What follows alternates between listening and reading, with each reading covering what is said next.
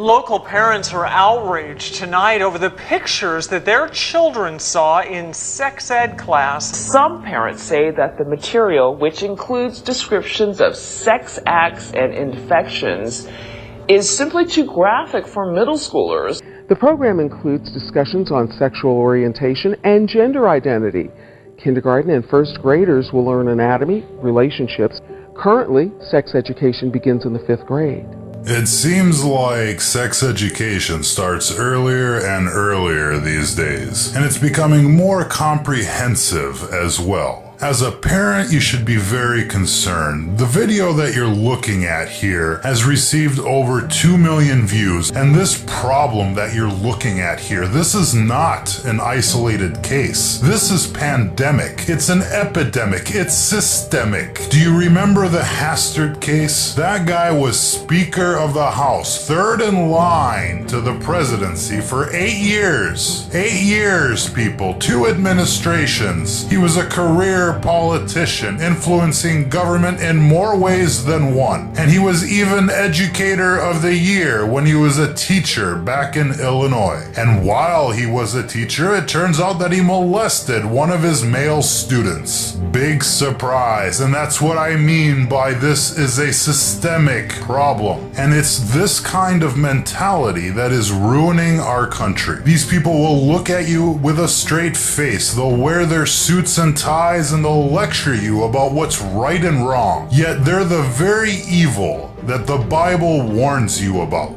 Do you know what these masks are affiliated with? Think of the movie Eyes Wide Shut. Think of secret societies. Think occultism, like the pyramid on the dollar bill. These are the people you should be having nightmares about. They're educating your children and they're turning them against you. Their goal is quite clear. They want to corrupt the minds of children because that's where the future is. And it's the reason why the present day society is messed up. Liberals have been brainwashing children for generations, and so each generation gets progressively worse. Perhaps that's what they mean by being a progressive. They traumatize children in as many ways as possible. In school, on TV, wherever they can. They pervert the minds of children to prevent them from being normal, well-adjusted adults. And the worst part of this cycle is that the people that have been afflicted don't even realize that they've been victimized. They feel like everything is normal. They think that everything is awesome because they've been totally brainwashed into thinking that evil is good. And they are filling them full of sadistic ideas for the purpose of turning them into radical atheists that will go along with the New World agenda, who will go along with transhumanism, and who in the worst case scenario will go out there and shoot somebody in a church or in a school. Just like UCC, just like Charleston, just like Columbine. Each one of those perps was an atheist, my friends. And while not every atheist is a serial killer, every serial killer was an atheist. Liberalism truly is a mental disorder, and those afflicted haven't the slightest idea of how unwell they actually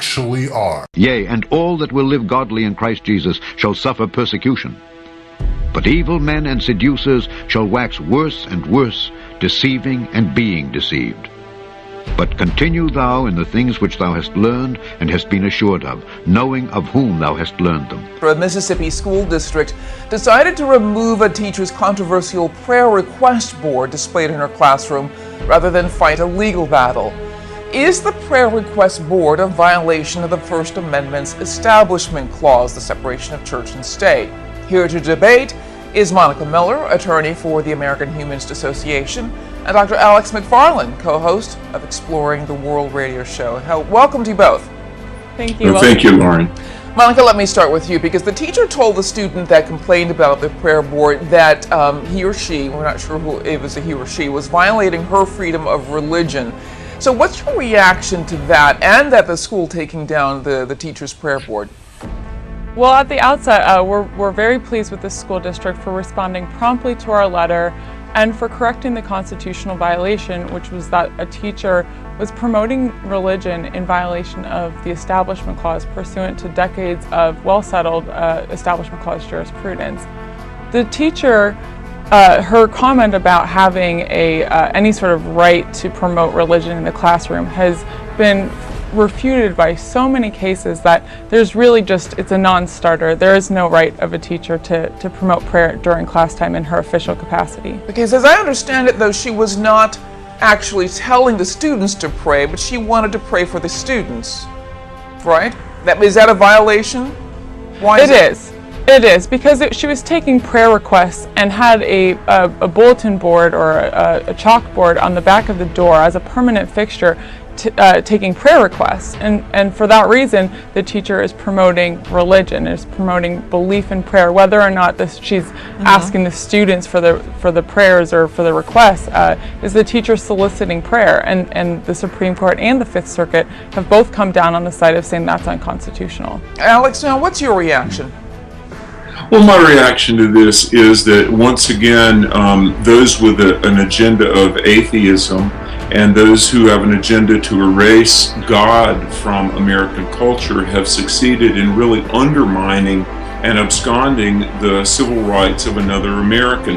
And I've got to say that what's happened over the last 50 years have been that humanists and groups like the ACLU have really hijacked the First Amendment. The First Amendment in no way was intended to prevent people from expressing their religion publicly.